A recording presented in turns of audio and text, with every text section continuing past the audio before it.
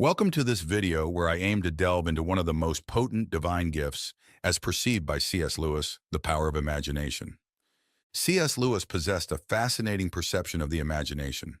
Because it was a world he inhabited so frequently, his understanding of it was not limited to a single definition, but was distinguished as finely graded parts of a whole. This enabled him to wield one of his greatest powers as an author, using imaginative depiction to enable readers to see a particular thing or truth more clearly. This nuanced understanding has important implications not only for deepening our understanding of Lewis, but for how we use or abuse our own imaginations in matters of life and faith. In his autobiography, Surprised by Joy, Lewis outlines three distinctions of the imagination. First, he describes wish fulfillment, which he also calls reverie or daydream. This is often an unhealthy use of the imagination. It is self-referential and positions the self as the center of the universe and hero of the story. We can easily relate to this. Our daydreams of wealth, power, sex, heroism, and fame are rooted squarely in this type of imaginative fantasy.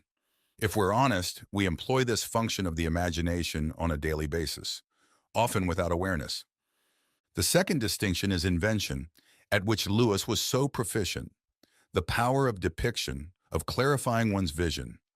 It enables us to see the world as it is, not as we wish it to be. The benefit here is an enlargement of our being, of seeing the truth of something more deeply through a skillfully composed image or a well-told story. The third distinction of imagination describes the perception of realities beyond us. This includes experiences of what Lewis calls joy. He writes that of the three categories of imagination, this is the highest, even the only distinction that truly matters. This joy is concomitant with Sehnsucht, a deeply emotional German word denoting an ardent and unfulfilled longing. The end of this imaginative joy is to orient our longings toward a true object, one who will fulfill these longings at the appointed time. Though Lewis writes extensively about his experiences of joy, the highest attainment of the imagination, his power as a writer is centered in the second distinction of imagination, depiction. For readers, this ability to craft images and story contributes to an enhanced clarity and understanding of the world. Lewis writes elsewhere that reason is the natural organ of truth, but imagination is the organ of meaning. Stories and imaginative depictions bring truths to life out of the dry-as-dust regions in which reason often strands us. This does not mean we should denigrate the truths of reason. Rather, we should recognize that the imagination gives us an additional bearing on reality. However, the imagination as truth-bearer is often misunderstood. We relegate its function and primary use to that of childhood or to the strictly imaginary, which we might equate with falsity, thereby debasing it of any meaning or significance. We rarely understand that our imaginations are a vital source of meaning. The American poet and author Wendell Berry corrects this misapprehension. In your own words, worst of all, the fundamentalists of both science and religion do not adequately understand or respect imagination. Is imagination merely a talent such as a good singing voice, the ability to make things up, or think things up, or get ideas? Or is it, like science, a way of knowing things that can be known in no other way?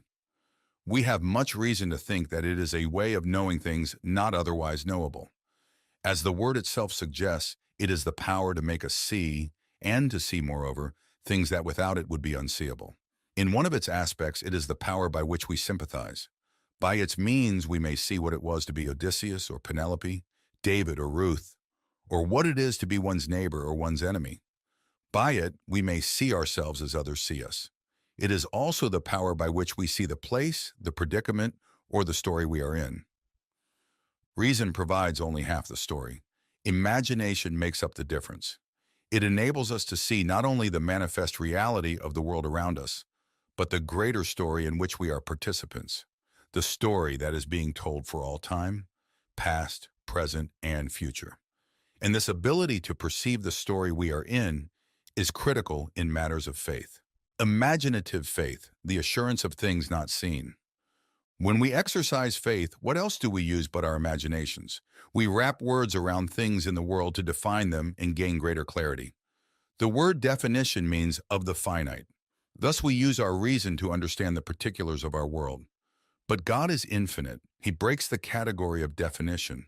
We can't wrap words around him, and our reason collapses in attempting to apprehend him. To understand God at all, we must speak by what the medieval scholastics called the way of analogy. Jesus himself spoke about the kingdom of heaven only in parables or similes. That is, he used depictions of the imagination that would allow us to grasp, in human terms, a dim idea of God's attributes. Thus, Jesus says that the kingdom of heaven is like a man who sowed good seed, like yeast, like treasure hidden in a field, like a merchant looking for fine pearls. Each of these is a depiction of a thing from human experience using an analogy that allows us to apply our imaginative grasp of that thing to God. We see when we see at all only through a glass darkly. Scripture informs us that faith is the assurance of things not seen, that is, things that cannot be discovered through discursive reasoning.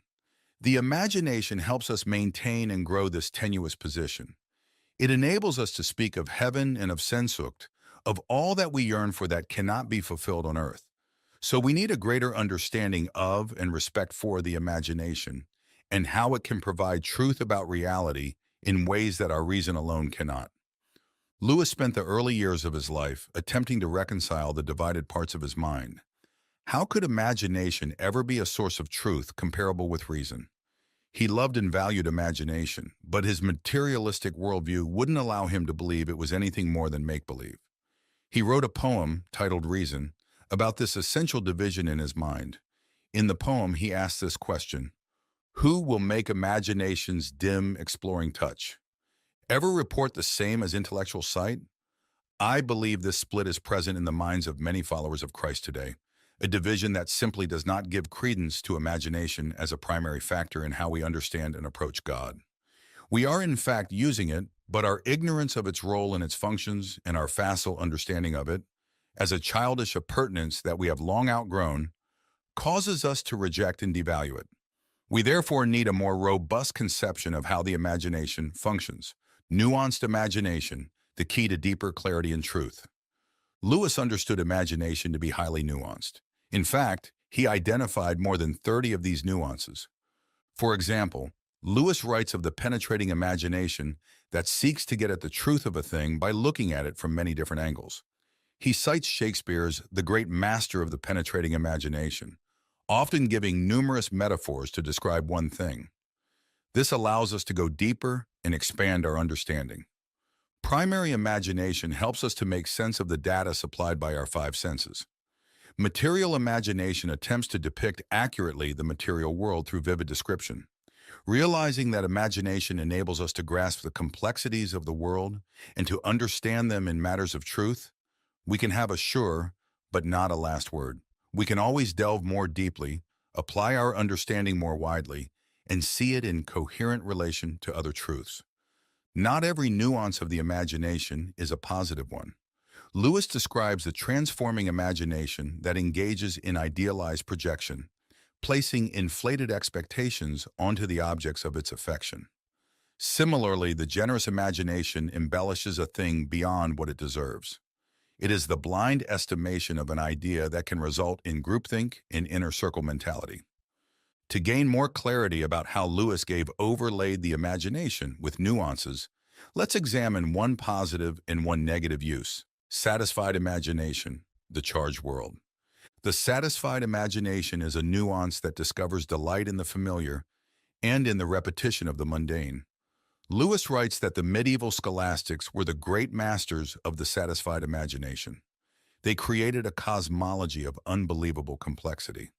Their model of the universe was not only systematic, but also incredibly repetitious, almost mind-bogglingly so, and they reveled in this extensive reiteration.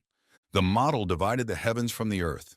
All in the realms of the heavens was perfect and ordered, immutable and non-contingent. On earth, everything was subject to change and decay and randomness.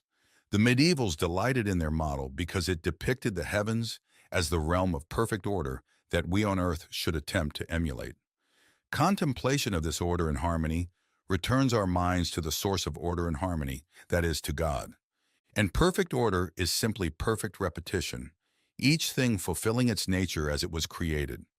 The sun rises each day, The stars appear each night. Each created object fulfills its nature again and again.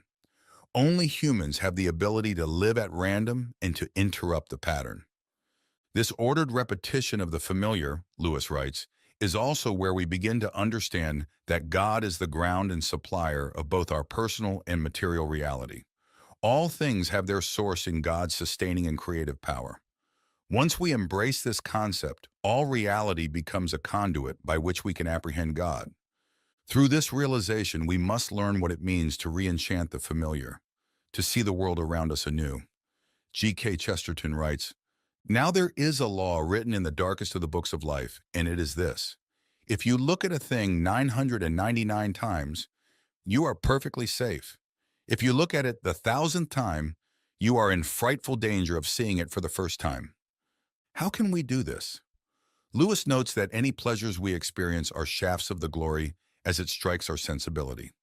God breaks into our lives through the simplest things, a dog's smooth fur, or the way new leaves appear as green mist on springtime trees. We apprehend God through our pleasures, but we often aren't aware of it. As long as familiarity breeds contempt, we will fail. If we are to properly use the satisfied imagination, Lewis notes, we must overcome 4 obstacles. First is inattention. We are simply not aware enough. The second is the wrong kind of attention. We could imagine that our pleasure in the mundane is simply internal and personal, that its source is not divine. Third is greed. We want the experience again and again. And the fourth is pride, believing that we have been supplied with a secret knowledge denied to others. The satisfied imagination acts as a corrective to the grass is greener mentality that prompts us to always seek the next thing or the new vista. The world is charged with the grandeur of God, writes poet j.r.r. Manley Hopkins. Most of the time we are essentially asleep, and we cannot see past the mundane. We must come awake and stay awake if we are to fully use the satisfied imagination and experience Chesterton's 1,000th look. Controlled imagination. Virtue as fantasy. The controlled imagination is a negative use. It projects self-seeking desires onto others to gain ascendancy over them. It is akin to the distinction of imagination that Lewis labels wish fulfillment. The self becomes the center of the universe. The controlled imagination can also be what Lewis calls servile. Contrast this with the free activity in which the self is not central to the thing imagined. The servile activity fuels the controlled imagination with images and wish fulfillment dreams that keep us imprisoned within a fantasy world. George MacDonald writes that the one principle of hell is, "I am my own." Perhaps Lewis's best example of the embodiment of the controlled imagination is in The Screw Tape Letters, a fictional work in which a junior devil attempting to guide a human soul to hell is advised by his uncle about the best tactics to use to accomplish this diabolical work. The most fatal aspect of the controlled imagination is its propensity to encourage a willful ignorance of our inner life, all the motives and machinations that seethe below the surface of our minds and souls. Conversely, the most powerful antidote is our being intentionally aware, turning our gaze inward and practicing self-examination. Lewis writes, all reality is iconoclastic. It is constantly breaking in on us and shattering the images and idols we make of it. This beneficial iconoclasm offers us a vision of the world as it is, not as we would create it. We must cultivate the free activity of the imagination in a way commensurate with reality and without self at the center, seeing with others' eyes, the imagination as reconciliation. Finally, how do we use our imaginations for the glory of God? Most uses of the imagination are ultimately reconciling. They enable us to reconcile ourselves to a larger world, to see that world accurately, even with its sorrows and failures, for what it is rather than what we want it to be. They provide us with hope and idealism without illusion. They enable us to see that we may ignore, but we can nowhere evade the presence of God. The world is crowded with Him. He walks everywhere incognito, and the incognito is not always hard to penetrate. The real labor is to remember, to attend, in fact, to come awake. Still more, to remain awake. As we give nuance to our own imaginations, they give us bearings on our idea of God, what Lewis terms the bright blur, consequently enriching our lives and deepening our understanding. At the end of Experiment in Criticism, Lewis writes that his own eyes are not enough for him. He would see what others have seen. Even that is not enough. He would see what they have imagined. Even more, he regrets that the beast cannot write books that would allow him to see how the world appears to the eye of a bee or mouse, or how it comes charged to the olfactory sense of a dog. We live, as it were, in a narrow prison of self. We desperately need those other eyes to see the world rightly and to continue to expand our understanding. God calls us to live in and know this world well. We best glorify Him when we are most fully ourselves. That is, when we are most like Him and most clearly seeing His creation. The rightly used imagination helps us get there, helps us get there, helps us get there.